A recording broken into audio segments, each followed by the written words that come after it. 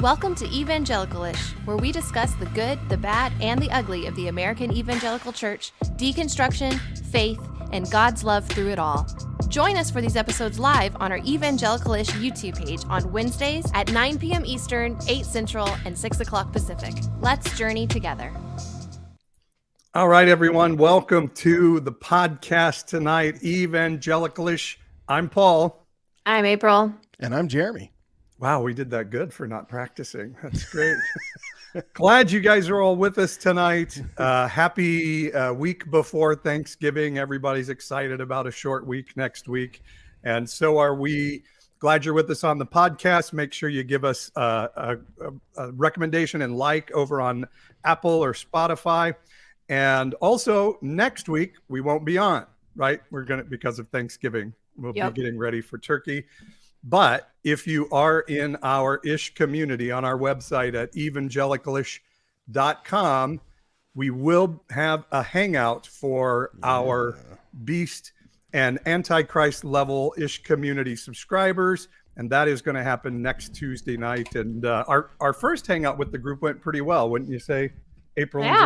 Yeah, it was fun getting to know a bunch of people.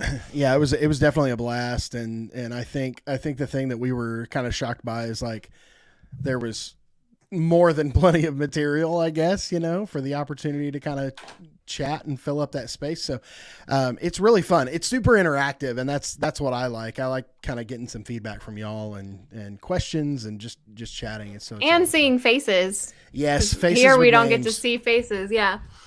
Yeah. 1,000%. And people from all over the country. And I think, part of what this community is about is people knowing you're not alone on this journey. No. Yeah. So that's a beautiful thing. So evangelicalish.com is the website, and you can subscribe. It'll tell you how to do it there. And for those that subscribe at the beast level or the antichrist level, you will get to join us in our Zoom hangout next Tuesday. And we do this about every 7 to 8 weeks or so. And so make sure you go on there. And not only when you do that, do you get to hang out with us, but also it's how we are looking to grow and build this work. So if you love what we do, if you think it's important what we share, then we would love for you to be a part of that financially and interactively as you can. So thank you all so much for being a part of this ish community. Also, it may sound crazy, but I just want to give a shout out to Paul because he's been creating some extra content. Well, and April as well. Like April's been creating some clips, and Paul's been creating some extra content on the Evangelicalish TikTok page, and so and our other platforms as well. So we're on all the social media platforms. If you haven't had a chance to go follow us on those platforms, it's just at Evangelicalish in all those spaces. Yep. Definitely go do that. And so it's not just like show announcements now. Paul and April are doing a really great job about pushing out some extra content. And so you should definitely go check that out and subscribe or like in those places if you haven't already. Yeah. It's also the best place for announcements. Yes. Show announcements for the week. If we have shows coming up, that's where you'll hear it as well.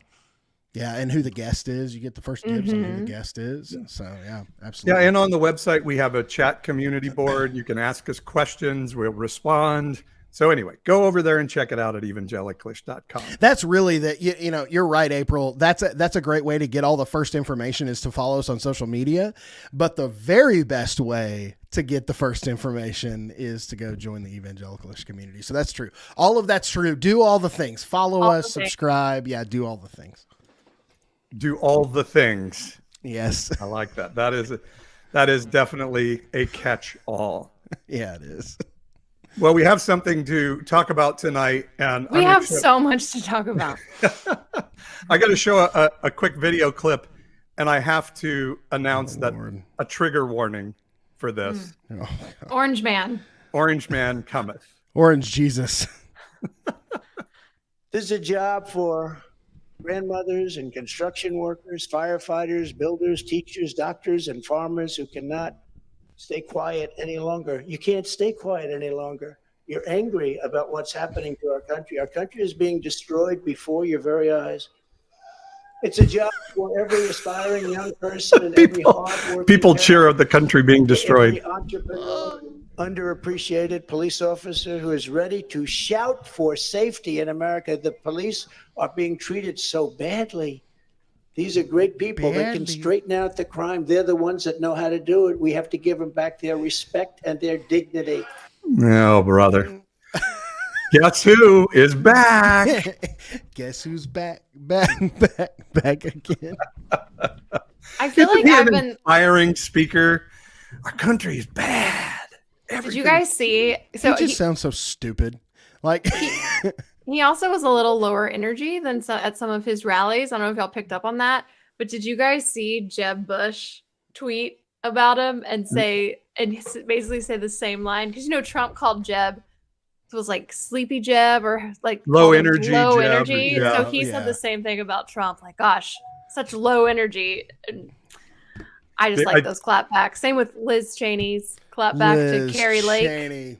That was classic. Yeah, you're welcome. But I think they forced somehow. Somebody was able to say, Donnie, you have to stay on the prompter tonight. It is a must. And he can't do the prompter. He can't do the prompter. And what's terrible is if he is staying on the prompter, like even his speech writers, the people who are putting the things on the prompter are idiots. Like it's just so disconnected. And it is really difficult to think, okay, so we went from President Obama to President Trump. Yeah. President Obama, who is a guy whose fastball, by the way, still has some sweet zip on it. Like watching him campaign during the midterms has been nothing short of golden. It was really good to hear him again. It really was. He's so good. And I'm telling you right now, I am starting it. I am getting on the trail. Like I am screaming at the top of my lungs for Michelle Obama to make a run in 2024. Name it and claim it. I am naming it and claiming it. And if that shit works, let it be what it is. I can't imagine that she would. They're still so nasty to her about I still see stuff about her and she's not even in the public eye really. She's trying to just live her life. Fantastic individual. If she ran, she would rack up electoral votes. She would win for sure, but I don't know if she would do it. I'm still wondering if a black person can ever be president in America again. It's just racism is still so rampant and vibrant and now permissible because of Trump in the country and Ron DeSantis and Greg Abbott, people like that. I'm not so sure she could win. It's just pretty. But crazy. I feel like all the people that voted for Biden would vote for. Absolutely, she would for sure. She would get Biden votes plus some. Like there are people who held their nose and voted for Biden, and Paul, you've been honest about that, right? Like you held your nose and voted for Biden. I think there are people who would not have to hold their nose and vote for Michelle Obama. Like I think she would get those 85 million or whatever it was, and plus some. I think she could be the first candidate to rack up 90 million. So. For everyone who is out there right now, we swear we will be cool this time. I promise. Like, here are 3 ex-evangelicals, 3 former conservatives. We promise we will be so cool this time. Okay, we can be cool, but we cannot make that promise for the other. We just can't. We can't make that promise for the other other conservatives. No. We can't make that promise for them. They'll definitely misbehave. They will absolutely misbehave, but fuck them. Sorry, I've been sick for How do you guys? Well, we're on explicit now for sure for the episode. Yeah, just went there.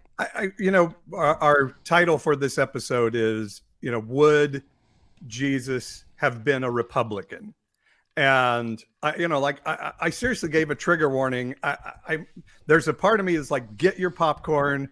Donnie J running for president again is going to be, a car wreck that you can't take your eyes off of, particularly with the Ron DeSanctimonious part of it and all of that. But at the same time, I did have this feeling in the pit of my stomach of I just kind of wish he would go away.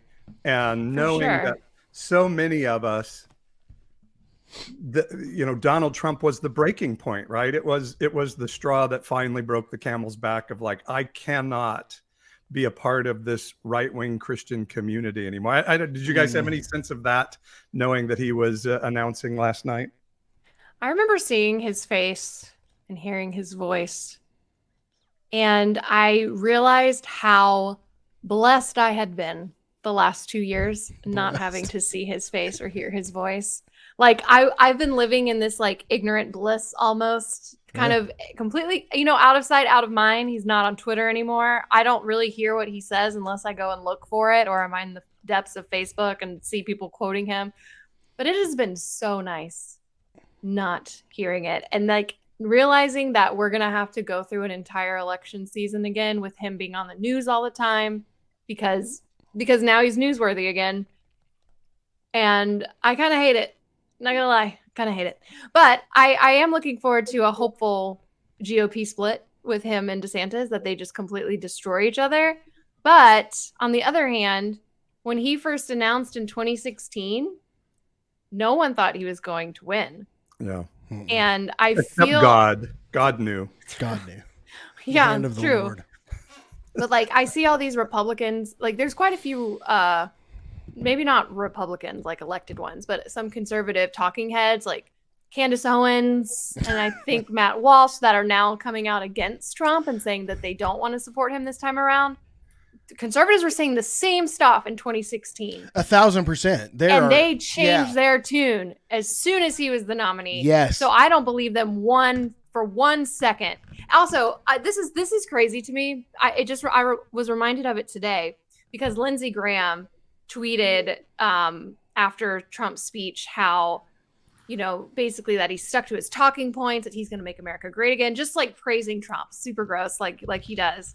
But do you guys remember in 2016, he went on the Trevor Noah on a what's it called? The Daily Show with Trevor Noah. And then on an interview too, someone asked him who he would choose between Ted Cruz and Donald Trump, because it was like down to the three. It was down to Cruz, Trump, and Kasich. But Kasich had no shot because he was too good of a person. God, John Kasich is another good Republican, by the way. I do like John Kasich. Yeah. But Lindsey Graham said that choosing between Ted Cruz and Donald Trump was like picking between getting shot in the head and being poisoned. But that he chose Ted Cruz because maybe you'll have time to find an antidote if you're poisoned. Oh my God. He said that. And there's like a whole 6-minute clip of him on The Daily Show where he talks about how awful Trump is and that how Trump's going to destroy the Republican Party. Oh, and honestly, everything he said pretty much has happened as results of the midterms. But it is just so maddening because Lindsey Graham's one of the people that I feel like has glimpses where we actually see what he really thinks, like glimpses of integrity, and then he pulls it all right back. I swear they have something on him. Lindsey Graham. No, of course they have something on him.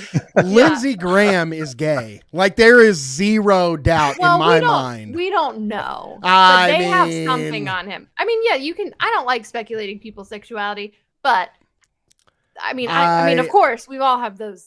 I feel like Lindsey Graham on the inside, the Lindsey Graham that we only get to see like little pieces of occasionally, is probably a little bit more, and you're right. That's a fair point. I will say probably a little bit more open sexually, maybe more inclusive sexually.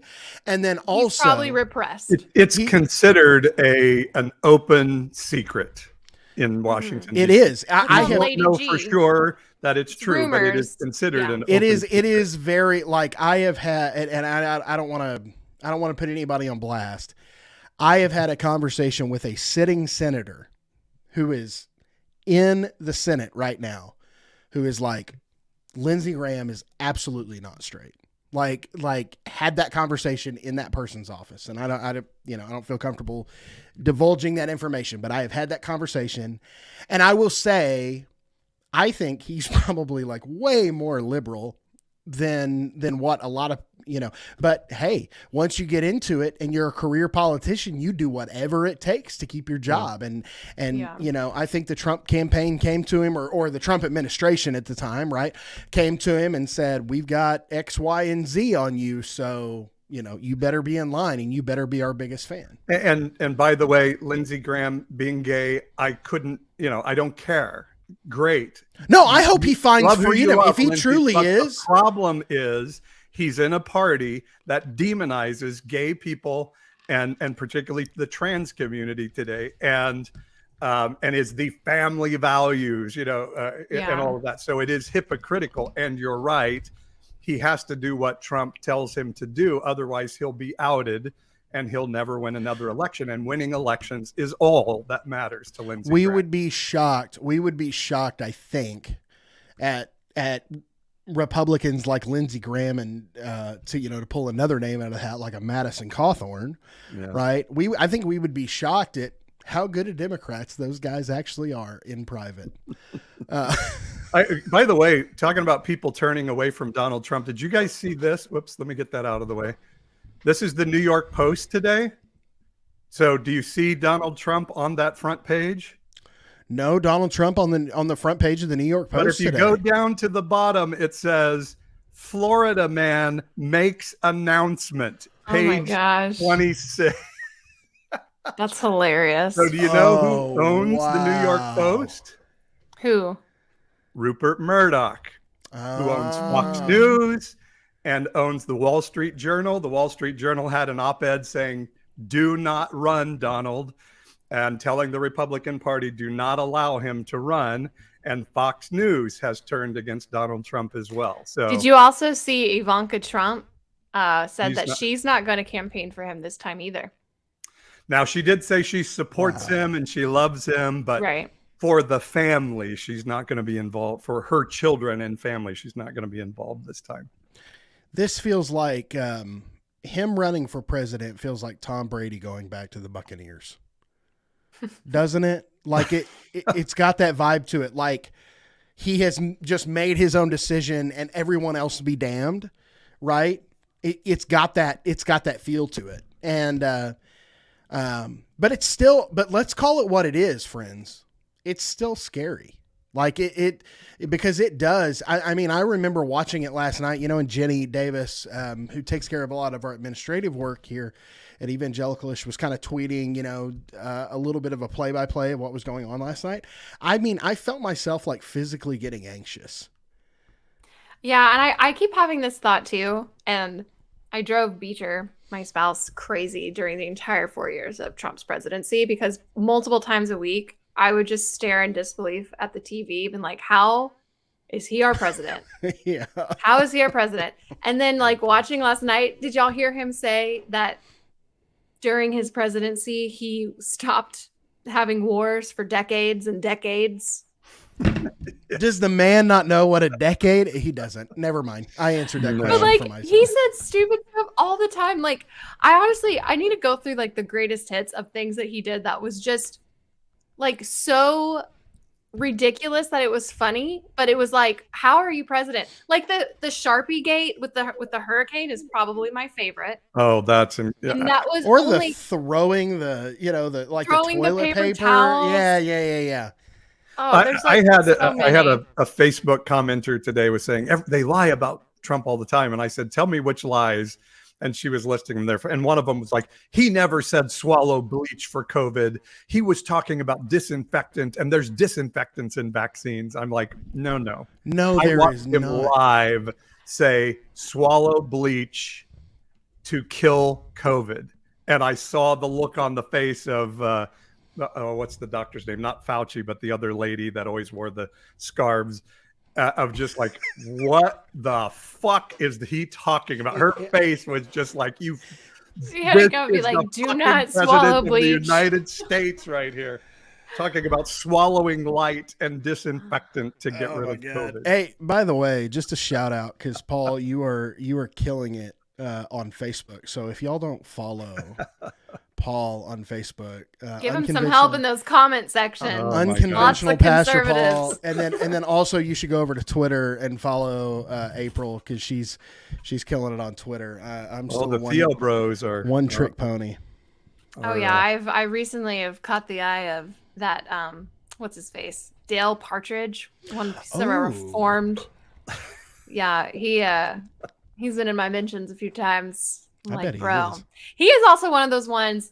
We're talking about would Jesus be a Republican? He was like, a vote blue is a vote for murdering babies, for mutilating That is their children, only for thing. sexual perversion.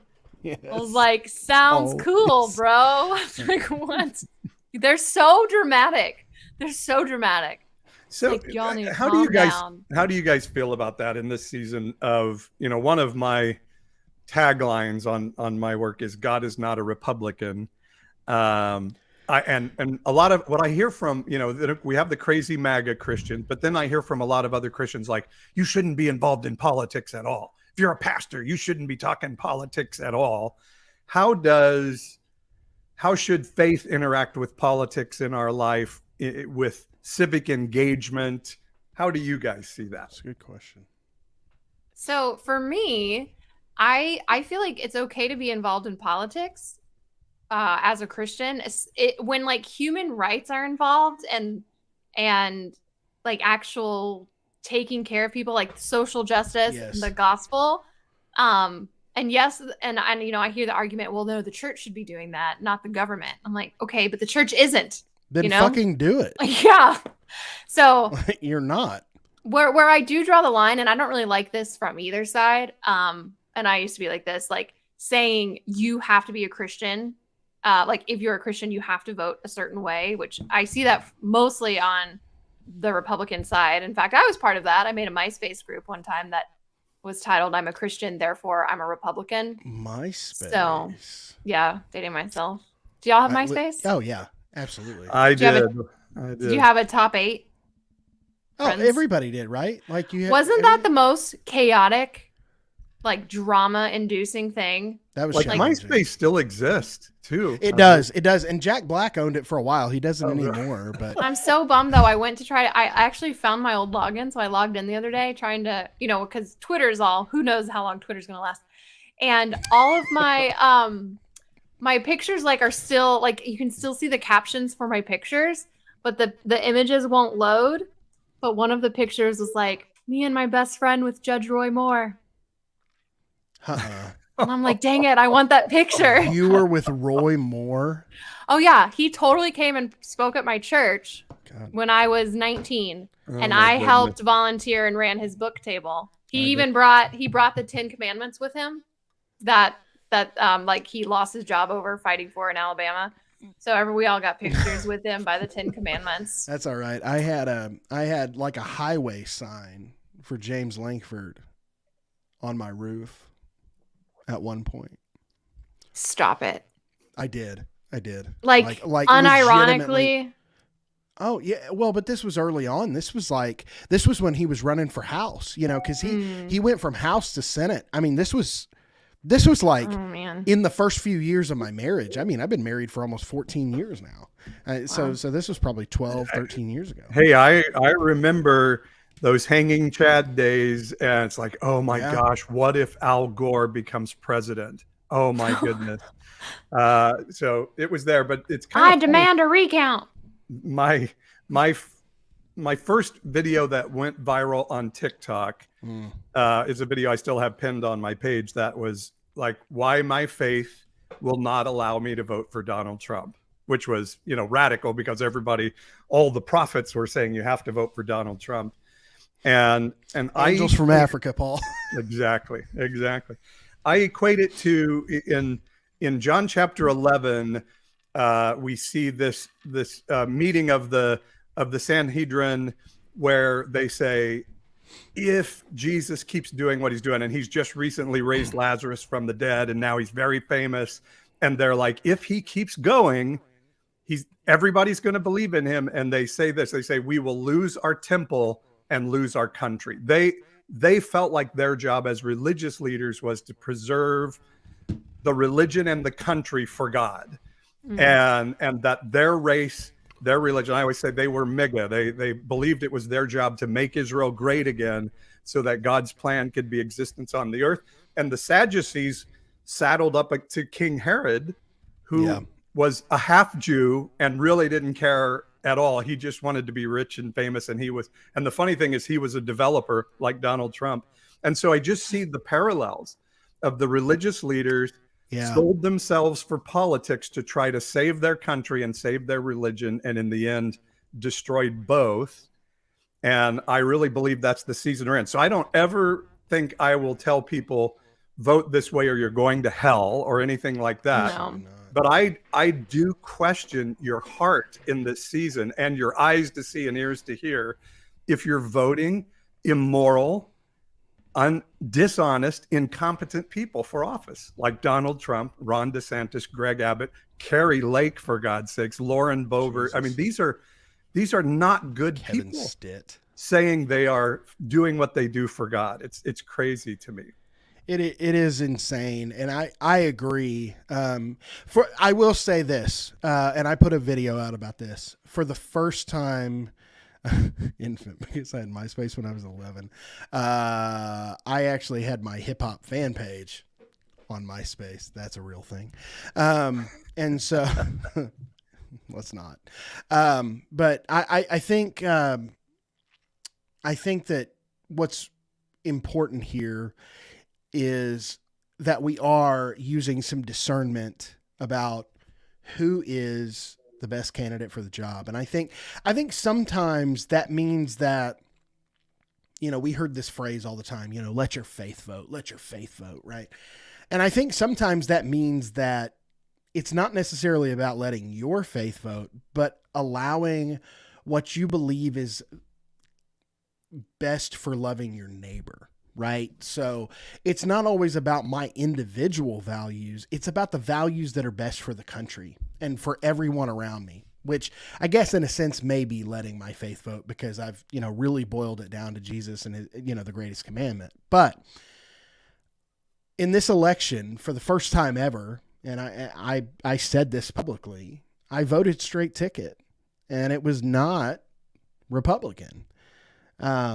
And it was just because I feel so strongly that a vote for anybody on the right is a vote to continue this Trumpism, this Christian nationalism and bigotry and all of these things, especially for our local elections here in the midterm in Oklahoma.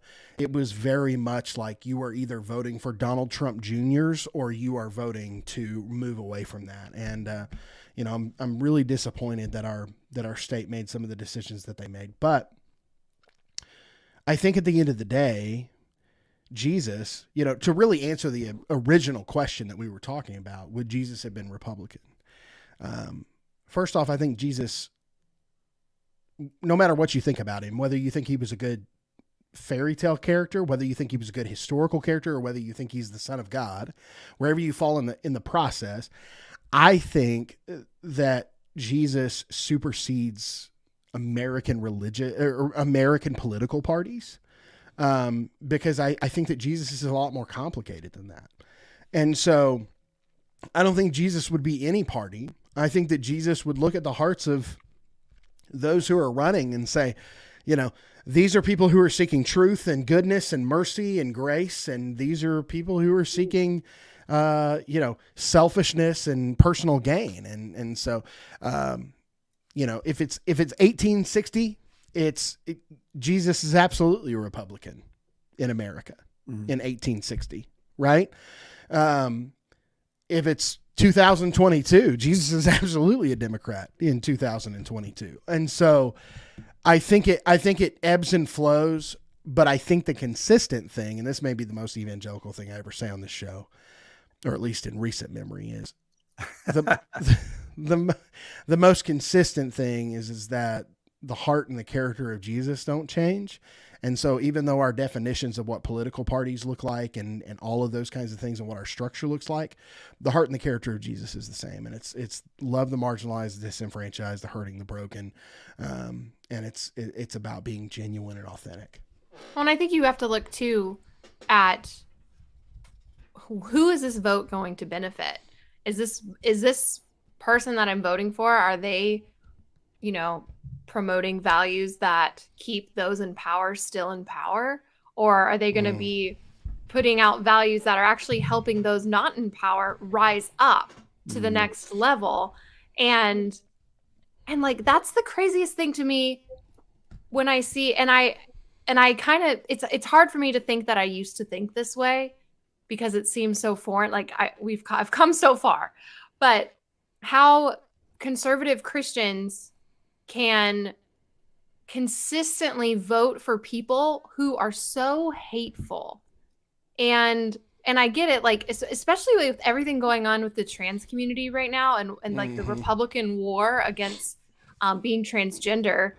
You know, they're saying that they're mutilating children, which is just not true. But like, I do believe a lot of your everyday average conservative Christian genuinely believes that they are mutilating children. Yeah. You know, and if I believed that, I would vote for the people not mutilating children. You know, it's just this misinformation campaign that comes from the top, and they know it's lies. It's all about power and control. But regardless, the fact that these people are voting and railing against trans people without ever talking to trans people, without actually hearing their stories and knowing, like, it's just so frustrating, because they are demonizing and alienating an entire group of people that they keep at arm's length, and somehow they think Jesus's blood doesn't cover them. Yeah, it's all about grace, except you can't be gay. Well, yeah, as long as you look like me, act like me, talk like me, right? Yeah. It's the Join reason my religious sect. Yeah. It's the reason they love Vodi Bakum so much. Yeah. Right? Is it Vodi or Vodi? It's Vodi. I've always called him Vodi. Yeah, it's No, Vodi. no, it's Vodi Bakum, and the reason they love Vodi Bakum so much, it's the same reason they love Candace Owens, right? Like it's this token, and that's what they use to shove in your face, like, well, see, it's not all, you know, minorities, or it's not, you know, whatever, right. And it's just so disconnected. And I'm reminded of the quote from I think it was Mark Antony, who was, you know, a senator in Rome. And he said something to the effect of, Rome is driven by the mob, but fortunately the mob is stupid. Right. So in other words, we can define what the mob believes and doesn't believe. Right. We can drive the narrative. Yeah. I'm not racist. My friend is black. Yeah, exactly. That's a really great comment, Abby. But I just think it's this idea of, like, it's very clear the lines that are drawn of people who are educated, well-read, who are well, you know, well connected, and you know, and I'm not talking about like actual like collegiate education or anything like that. I'm just talking about people who do the research and really dig into honest, open communication about what's happening on a political level, versus people who are just taking it firsthand from all of these hot take, far right agenda, whatever. And I'll be honest, you know, I mean, it's the same reason that I don't watch OAN, for the same reason I don't watch like a CNBC, right? Like I try to find my news and my information kind of from the middle. So it's the Washington Post and NPR and places like that I feel like are trying to still keep some journalistic integrity. But unfortunately, a lot of America doesn't do that. And that's why we also love the gladiator fight of like being governed by the outer extremes, because if we're governed by the outer extremes, it just means that the show is more fun to watch. You know, I hear Christians all the time say, well, we don't ever tell people to vote Republican. You're making that up. And I'm like, okay, you don't. What you say is, well, a Christian has to vote for the sanctity of life, human life, and the sanctity of marriage, and the traditional family. Right. And it's like, okay, you just said you have to vote Republican.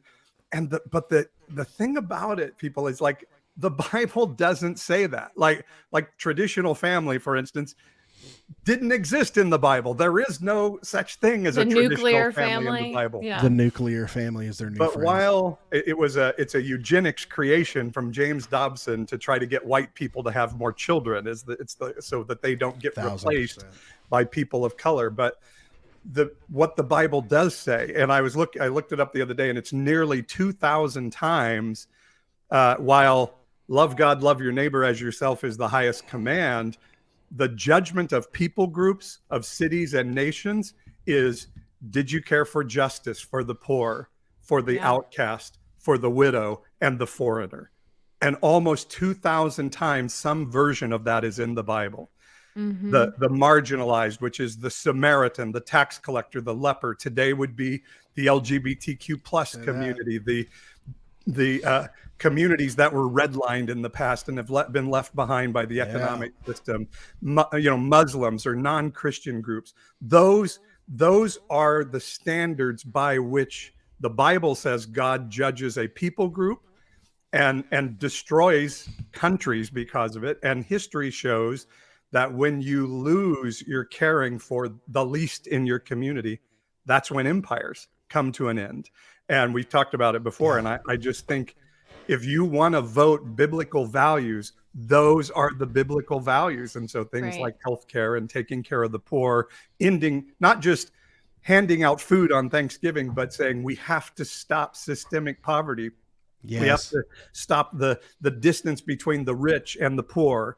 Those are the things I think that God cares about, if I can use. Those are the biblical commands that never end for a people group. And those are embodied in our culture, in our government. As much as we don't want it to be, it is. Our government embodies our heart towards those issues. And I think that's where your faith has to take you to vote. Yeah. Well, it's kind of like when, so I just posted it. Speaking of Vodi Bakum, he had a clip here a couple of weeks ago where he was on The Blaze with Allie Beth Stuckey. April didn't see it because she's blocked. No, she unblocked me to quote tweet me a little while That's back. Cute. Allie and now I'm Beth. still unblocked. So Little every Allie once in a Beth. while I'll have a run in. Nice. You gotta love that. But what I was gonna say is that, he was like, well, and it was a straw man argument, like at its very core, right? Well, if you don't have Christian nationalism, what kind of nationalism do you want? I mean, do you want secular nationalism? You want Islamic nationalism? Do you want globalism? And it's kind of like, there's this fallacy in the logic of so many conservative Christians that looks nothing like the heart of Jesus. And I think the thing that we see from Jesus is, and I think this is also why I still hold fast to the idea that Jesus is who he says he was, in the sense of, that he was the Son of God come to earth. And listen, I know that there are people out there probably listening right now that don't agree with that. And that's okay. 1,000% okay. But what I will say is, I think there's something very valid to me about him coming to say, first off, I could call on 10,000 angels. I could wreck this place. I could be the king. I could be the leader. I could be the head of the government, whatever. But I have come to show you that leadership is to be a servant, to hand over privilege, and to open seats at the table, and to not be the most important voice or the voice that's in charge of the table, but to be just another voice at the table. Mm-hmm. And I think there's something really powerful about that in Jesus's ministry, where you think about the moment, the first miracle we see from Jesus in the the Protestant canon, right, is where Jesus turns water into wine. I think there's something really overlooked about that passage, about where he was not prepared to do a miracle. Like, he was not in a place where he was ready to start his ministry, but because he was told by his mother to do this miracle, right? Yeah. He did it anyway. And you even see him kind of give her pushback, like, woman, my time has not yet come, right? And there's a lot of theological scholarly conversation about what that exactly meant. But I think it was kind of him pushing back, but then being obedient. And so being obedient to a woman in the culture in a moment when he could have, as an adult man, said no. And so we see Jesus time and time and time again put servanthood, put being last in the place of, let's just call it like owning the libs or, whatever. Yeah. And so I think you're exactly right. Both of y'all are exactly right when we talk about what is best for our culture and our society. is the antithesis of this Republican idea of like, what's best for me, what's best for my family, what's best for my church, what's best for my business. Sometimes what's best for me, my family, my church, my business is going to be counterintuitive to like what is best for the greater good. And we have to be willing to say, let's be about the greater good. Yeah, shoot. I was gonna say something and I lost it. That was just really good. Well, let me hit a mid-roll. Mid-roll, yeah. And you can think about it, and then we will come back and talk about the midterms. Maybe there is still hope for America in our younger generation. So we'll talk about that when we come back on Evangelicalish. Evangelicalish. Follow us to catch all the latest content and encouragement. You can check us out on TikTok by following @Evangelicalish or subscribe on YouTube by searching Evangelicalish. That's evangelical with an ISH. And don't forget to catch our live streams each and every single Wednesday night on YouTube at 9 Eastern, 8 Central, and 6 Pacific. And now back to the Evangelicalish podcast. Hello, welcome back. Did you remember? No, not specifically, but I did have something that I kind of wanted to say that's along the midterms, which clearly we did not see a red wave. We saw perhaps a red trickle. A red trickle? Some red spotting. Red spritz? Yes. They red did just spotting, did you say? Oh. I did say red spotting. It wasn't a full flow, just some spotting. I also say too, I saw a post on Facebook that was like, the blood of Jesus is going to cover the nation with a red wave. Oh. And yeah, it's going to be in my Things Christians post coming up soon. Anyway, one thing I was going to say is like Georgia, for instance, with Herschel Walker and Raphael Warnock going to a runoff in December. And I don't know if y'all follow, what's her name, like Megan Basham or something on Twitter. She's another conservative. I don't. Talking head. But she said, she didn't say Herschel Walker, but she basically said in a tweet that she doesn't really care if someone is hypocritical on like pro-life issues as long as they pass pro-life policies. Yeah. Like, they're just saying it out loud. And I feel like at some point, there was a time when conservatives at least pretended to have integrity. And now they're just like, oh yeah, no, we are hypocrites. It doesn't matter.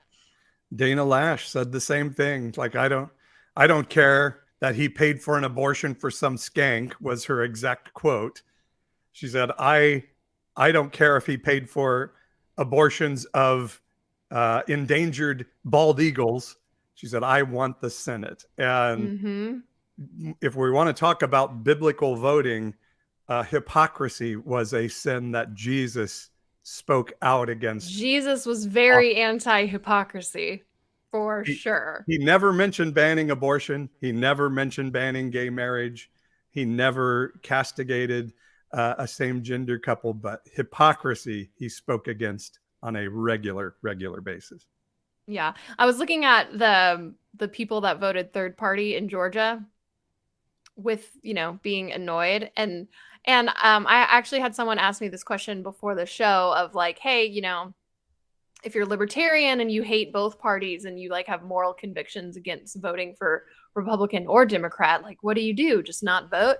And like, no shade to this person, but I am so frustrated and over the people that are like, both sides are bad.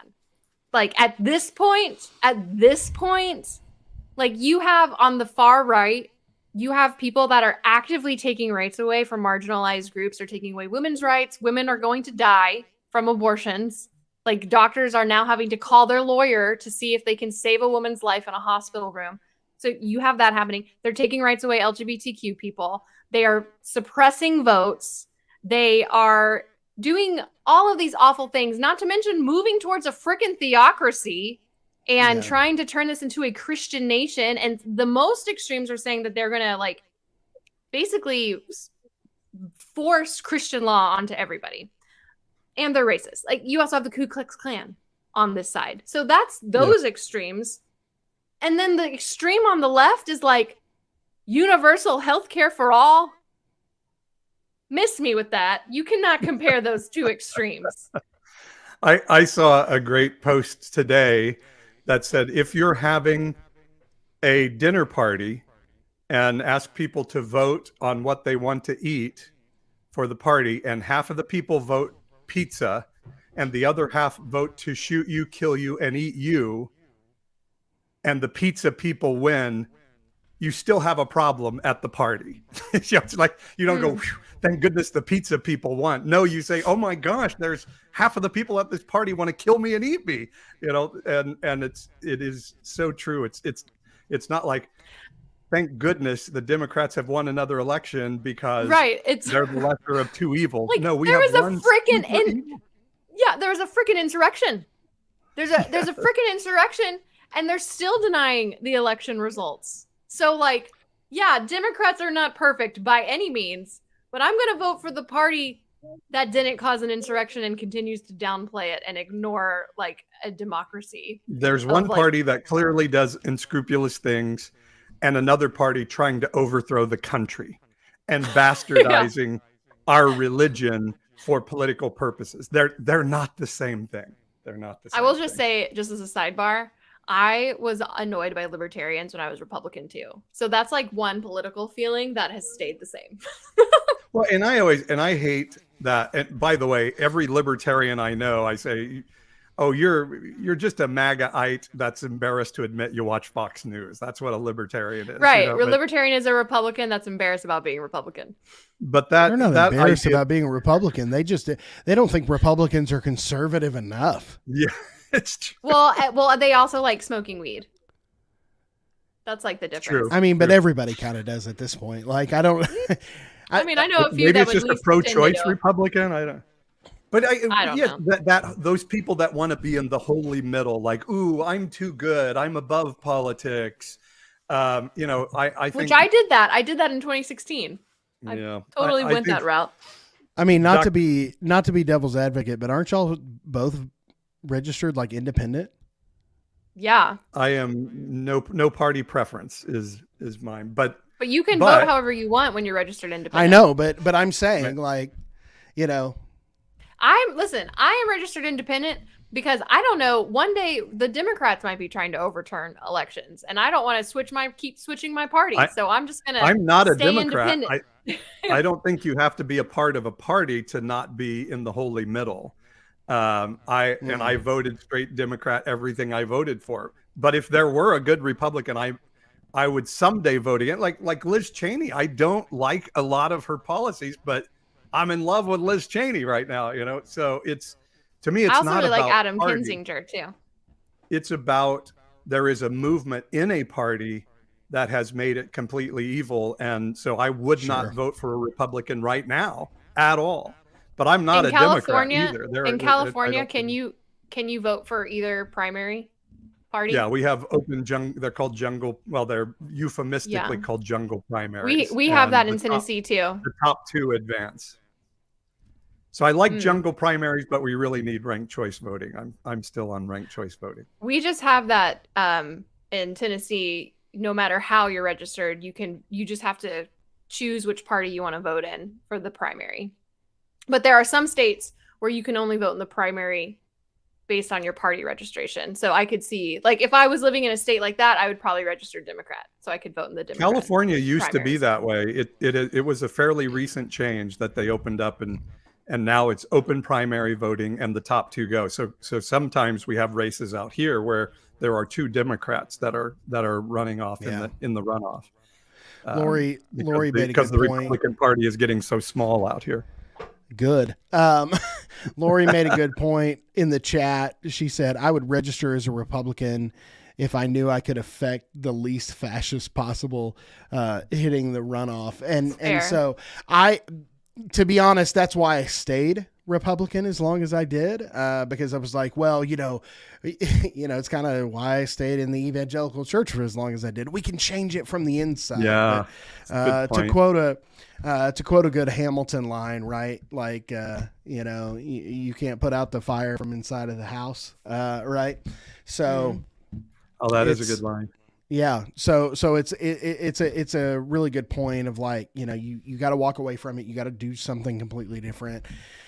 And, and unfortunately here in Oklahoma, we have close primaries. And so if you're a Republican, you get to vote in the Republican primaries. If you're Democrat, same thing. Our independents, though, they caucus with the Democrats. So, if you're registered independent, you can I move us to something kind of funny? It has to do with midterms. But obviously, I don't know why I'm blurry. Go away. Anyway, so in the midterms, obviously the red wave did not happen, and Democrats overperformed in most races. They did way better than everybody thought. Like most people were projecting a red wave, and that's what the polls were showing. Like they had balloons ready to fall at the after party that they just never dropped. And I don't know if you guys have seen, but now all these Republicans are freaking out, trying to figure out what lost them the midterms. And they're blaming two groups of people. They're blaming single women, that they just need to get married because single women vote Democrat. And they're blaming Gen Z. I don't know if y'all saw Sean Foyt's tweet that was like, Gen Z is the most godless generation, which is really funny because like last year at one of his worship protests, he was like, Gen Z is the greatest generation. They're going to change the world for Christ. And now he's like, godless Gen Z. It just depends on what day it is for Sean Foyt. Like he just wakes up in a new world every time he opens his eyes. I cannot stand that person. I am fully stoked and proud of Gen Z because they did come out in the midterms, and that's a rarity. And that's why now Republicans want to limit mail-in balloting. They want to limit the places you can drop it off because they know that will restrict young persons and college level people from voting. They want to restrict it to only voting on the day of, only paper ballots, and only counting ballots that are counted the night of the election. I know it's Trump so messed up. It's so stupid. What is I just think he's just a child. He can't wait 3 days while we make sure to count the ballots. But what I think we need to do is, in California now, election time it's like 20 days now. You have 20 days to vote. What we need to start doing is allow counting to begin immediately. For most states, counting, you can't start counting until the polls are closed. And I don't understand that. Why? Let's start counting as soon as the ballots come in, so we don't have to wait a week and a half after and give all the conspiracy theorists all this time. But it's stupid to say you have to finish the counting on the night of the election because we want all the ballots counted. It's crazy.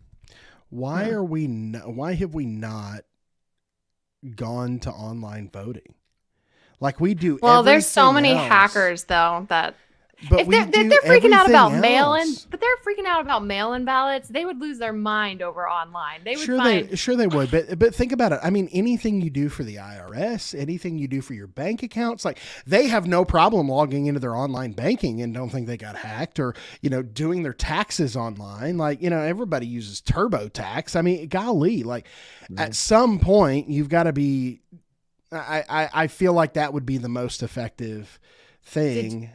Did you know in Texas you can vote using your gun permit license as your ID, but not your student ID? That makes sense. But not your student ID? How do I feel about that? I mean, your student ID is not government checked. Your conceal and carry is government checked. So I don't necessarily have an issue with that. I probably would agree. Yeah, because it's probably pretty easy to fake a college ID.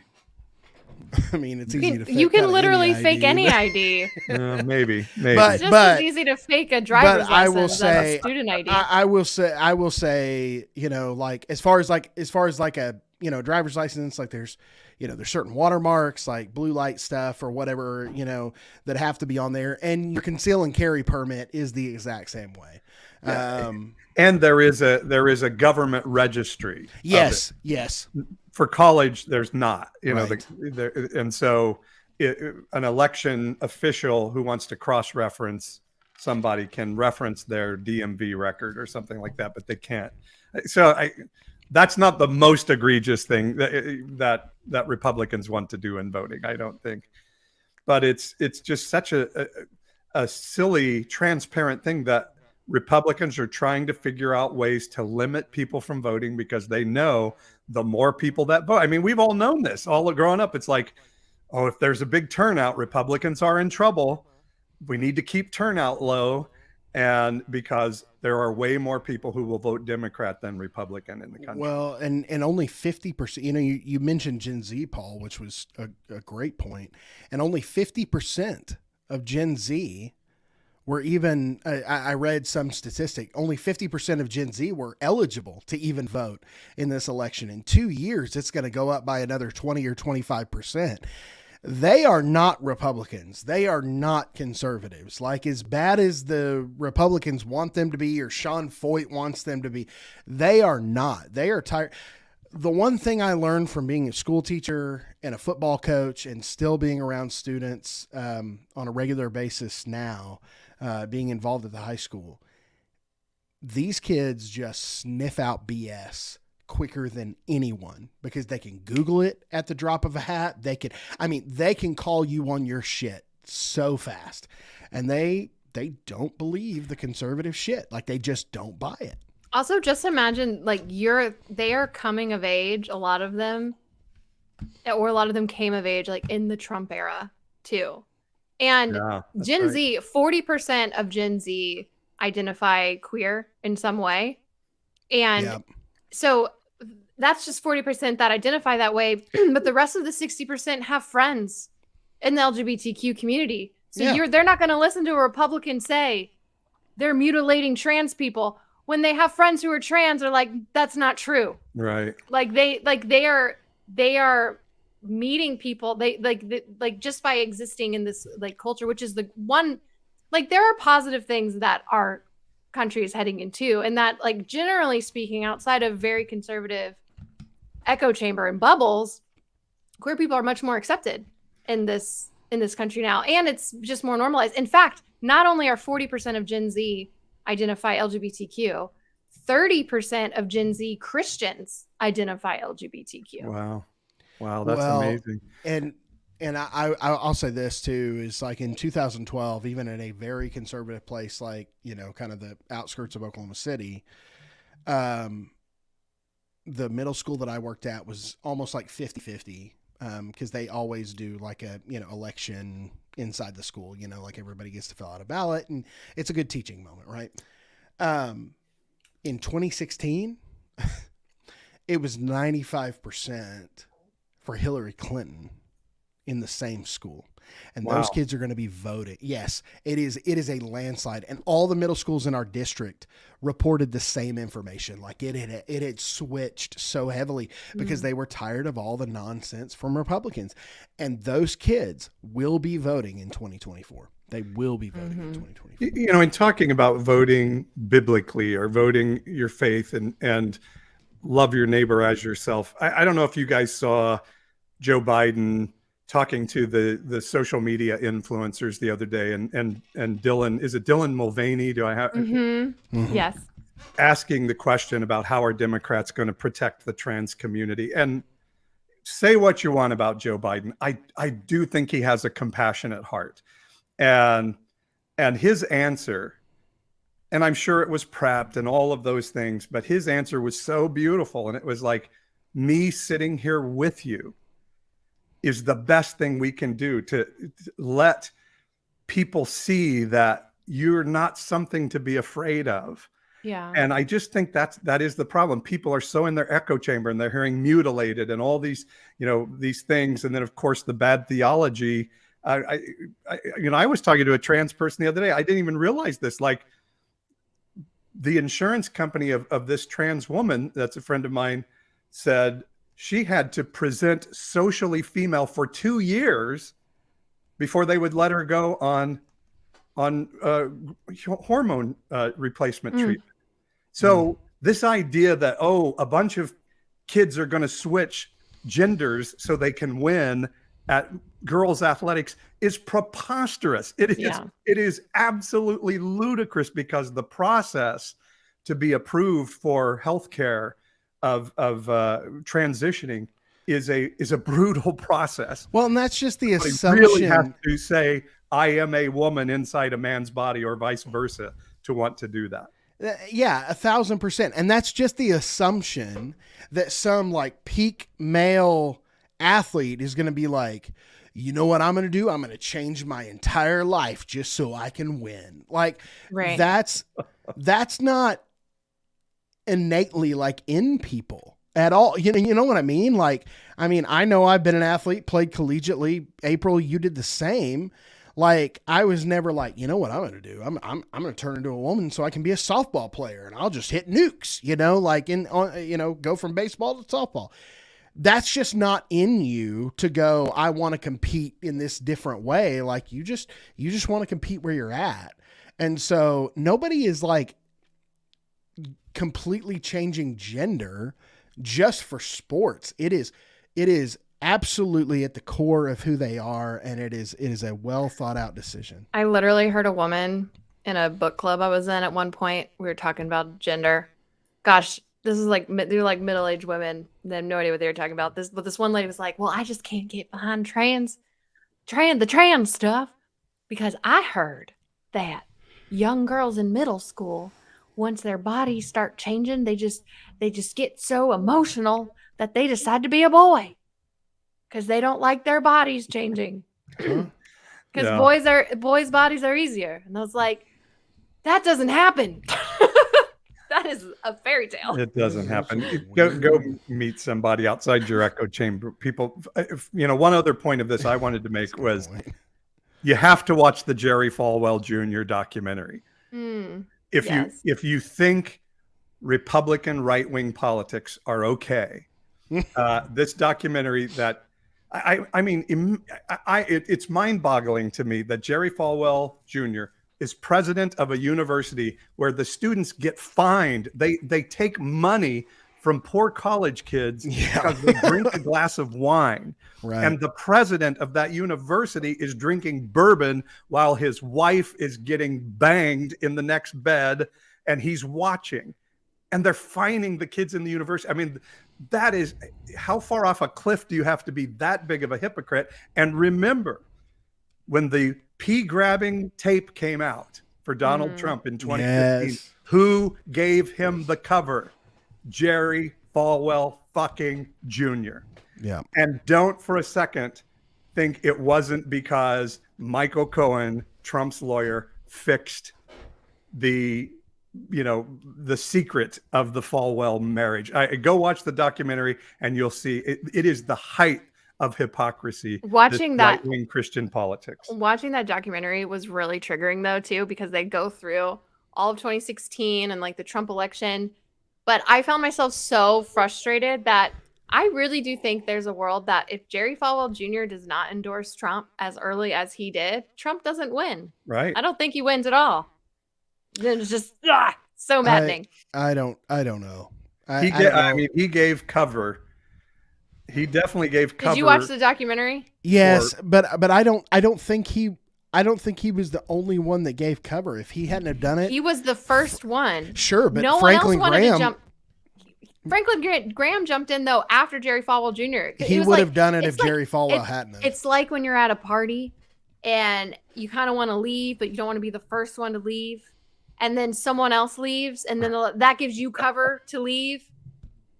If he doesn't do it, Maybe everyone just stays at the party. I feel like that's wishful thinking. I feel like we are giving too much credit. So let me pose it this way. Okay. Do you think that if Jerry Falwell Jr. hadn't have been the one that bit the apple, so to speak, that there wouldn't have been some other evangelical talking head that wouldn't have done it to give cover for everybody else just instead? Perhaps eventually, but Jerry Falwell Jr. had the name. And I don't personally know, and I was very Republican at the time, I didn't know a single person that actually voted for Trump in the primary. Because it was so split. Because there were so many people running. I'm not saying he's the only reason, but I think there is a real world that if he didn't endorse and fully back him, like he was campaigning for him, I think I don't know he wins. I would have to go back but my memory is it shook people. There were Christians that were supporting Trump, and the P tape came out, and it did shake the confidence of some people. And I think there were some Christian pastors who spoke out at the time and said, hey, we can't do this. And I do think Falwell Jr., at very least, he started the trend. And so I don't think it's out of the realm of possibility. For God's sakes, if Jerry Falwell Jr. had said publicly, I'm against him now, it would have been harder for Franklin Graham to then step up and be the massive fucking hypocrite that he became. So I don't know. I would probably lean April's way on this. I'm not saying for sure. Well, none of us would know. But I think he certainly gave a really important cover to a whole bunch of other evangelicals to then say, well, now it's okay for me to give cover to Trump as well. I feel like, and yes, I think I can see it both ways, right? Yeah. But I also think and maybe it's hindsight, but that's giving a ton of credit to evangelicals who I think were just always innately addicted to conservative, Christian nationalism. To be fair though, I knew a lot of people that voted for Trump in 2016 because they didn't like Hillary. They didn't really like Trump. And then somewhere over the 4 years, it definitely morphed into the more cult-like following. But in 2016, it was more an anti-Hillary vote than a pro-Trump vote for most people, at least people that I knew. And then a lot of them then became huge Trumpers. Gary Johnson should have won that election. Gary Johnson. Okay, so we had talked about, any other final thoughts before we do our final little quick fun thing? No. Okay. Well, we just thought we'd end on something fun-ish. Since I like it when we disagree and argue. By the way. Yeah. Well, I don't think it's argument. I don't necessarily. Discussion. No. Civil discourse is the phrase, but I For don't. Republican, that means killing police and going into the Capitol. That's exactly. That's civil discourse for them. Yeah. For Democrats, it's this. And so, but I don't necessarily disagree with y'all. I think I'm so jaded at this point. It's hard for me to imagine a world where Republicans aren't so addicted to the party line, that we wouldn't have had a Trump presidency. And maybe that's just me wishfully thinking, because we mentioned earlier, Trump was kind of the straw that broke the camel's back for so many people. I hate to say it, but we kind of have Donald Trump to thank for some of what we do, especially with this platform, because it shoved us out of the boat, so to speak. Yeah. Definitely exposed a lot of hypocrisy in people that I thought were respectable. Well, how much of the three of us, how much of the three of us changed in the, or did we change in those 4 years? Because once 2020 rolled around, all of us are on TikTok hey, because I remember my first TikTok video was, I'm registered Republican, but I am voting for Joe Biden. We went from that. So many of us went from that to completely deconstructed, not only in our faith, but in our politics as well.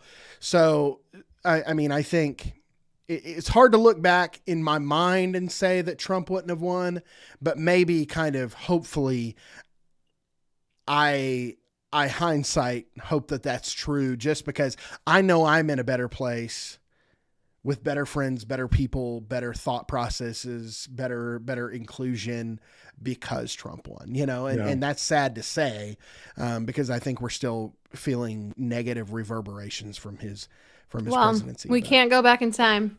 No, we can't do that. Jerry Falwell Jr. did what he did. He did what he did. It definitely gave me permission to say, okay, I got to speak out against this shit. It did, right? It gave you the opportunity. I was still trying to love my Christian friends in the middle of it. Yes. And then when it got crazy, it's like, oh no, I can no longer call myself an evangelical or a Republican. We didn't even talk about COVID. Ugh. Anyway, so Thanksgiving is next week. Some of us have to hang out with family, kudos and love and support to everyone that's going to be hanging out with, if you have a Trumper family or a very conservative family, sending you all the good wishes. But we thought we would just share a tradition or something that we do at Thanksgiving that our families have done traditionally. So do you guys have anything that y'all do every Thanksgiving or that you grew up doing every Thanksgiving? Jeremy, you can go first. So when I was a kid, which are a little bit more fond memories than current Thanksgivings because of the political divides in my family. Fair. When I was a kid, we would always get up. We would watch the Macy's Thanksgiving Day Parade on TV together. We would always eat a late lunch. Because Dad, never got the turkey in the oven on time kind of thing. That was just part of the tradition, which was great. And then, we would always decorate for Christmas after we finished Thanksgiving dinner or lunch. So we would get all the Christmas stuff out and do as I got older, my dad and I would go outside and do the lights, and my sister and my mom would do all the Christmas tree and stuff like that, which was very fond memories for me. I was super grateful for that.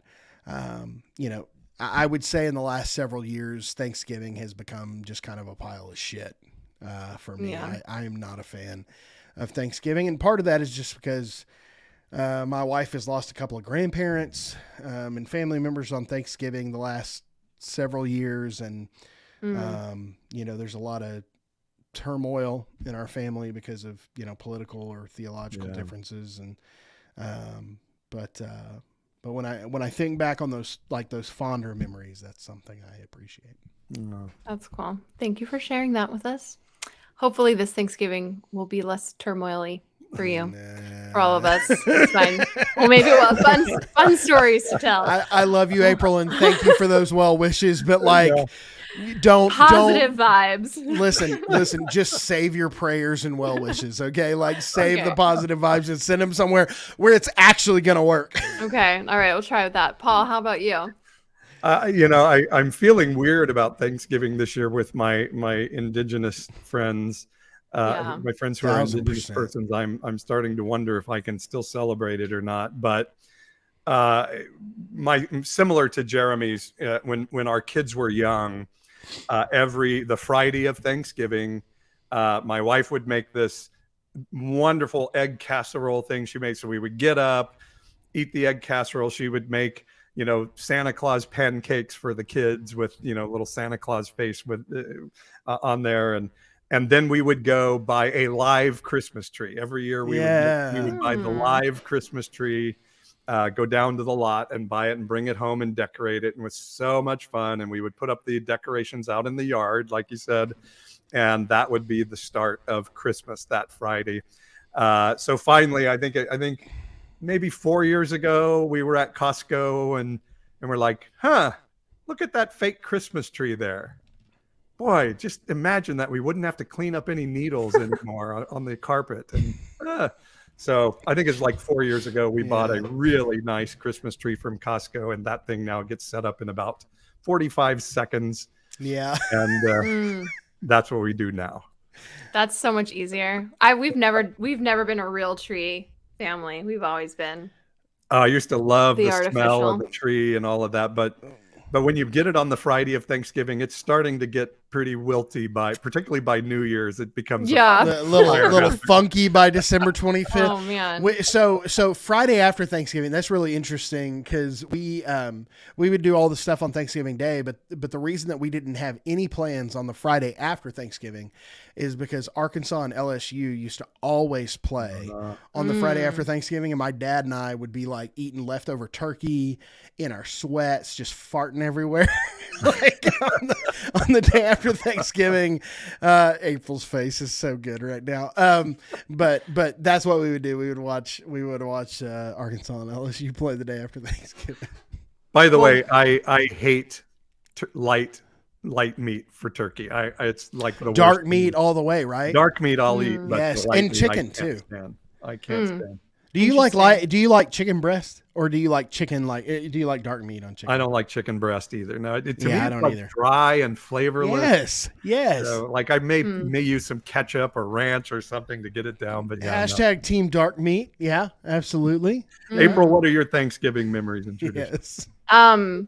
Well, the main actual thing that we would do every Thanksgiving, we would go to my grandparents' house, and so it would be like my family, my aunt and uncle, my grandparents, and then like a slew of cousins, and we would have like a Thanksgiving lunch at 11, and then after lunch we'd talk or whatever, but then we would always watch Christmas Vacation.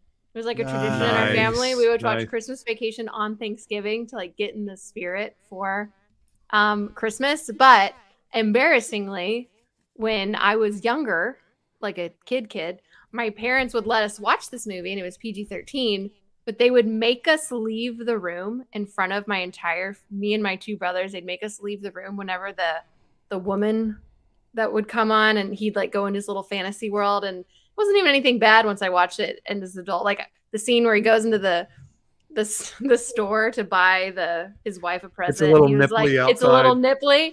Yeah, we couldn't watch it. Yeah, Andrew, my brother is in the chat.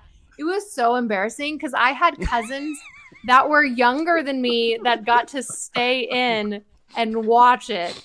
And my parents, literally, we would know the scene would come on, and we'd like sit there and wait. And my dad would be like, "Kids, leave." So we'd get up and we would leave the room. Oh, no. It was so embarrassing. Yeah, it's terrible. And then we'd watch the Cowboy game after that. Yeah. Cowboy fans. There was always a Cowboys game to watch. Always Yeah. you can watch the Lions and the Cowboys on Thanksgiving Day, and everybody's got to at least be a fan of one or both of those teams. But And now you have a Thanksgiving night game as well. So it's Yes, all day long. right, which is great.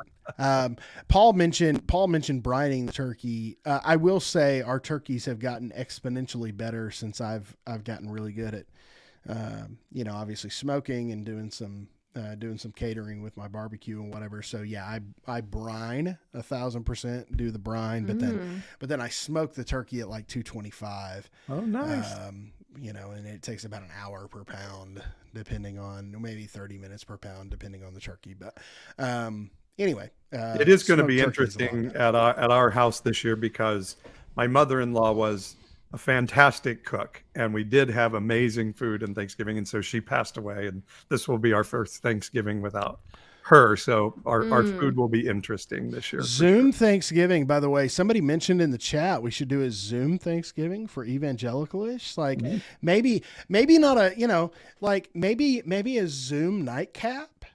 Happy hour for a little happy hour for Evangelicalish folks. I don't know. I think I kind of like that idea. Maybe a defrag from all of the the Trumper family and whatever the case is. I don't hate it. And it's funny that I love Christmas Vacation. That's one of my favorite. But our kids love Elf. I think we used to watch Elf over Thanksgiving all the time. I do like Elf. That's a good movie too. We watch Home Alone, like the original. Like that's a good one too. You know what my favorite Christmas movies though are? What? The Lord of the Rings. Oh, geez. You know what my favorite Christmas movie is? Die Hard. Die Hard. Absolutely, fucking Die Hard. Die Hard's a Christmas movie. Just like Lord of the Rings. Every holiday season though, I have to watch Lord of the Rings because they came out every Christmas. My wife so is it's the just, same exact It's way. like they're Christmas movies to me. That and then Harry Potter too also came out. Yeah, Harry Potter, and then also recently, like some of the more recent Star Wars, right? have been coming out around Christmas time. Those were not as good. And you know what's funny is It's a Wonderful Life was not a Christmas movie. It was not. It was not a Christmas movie, but has become this Christmas classic. It is a good movie, though.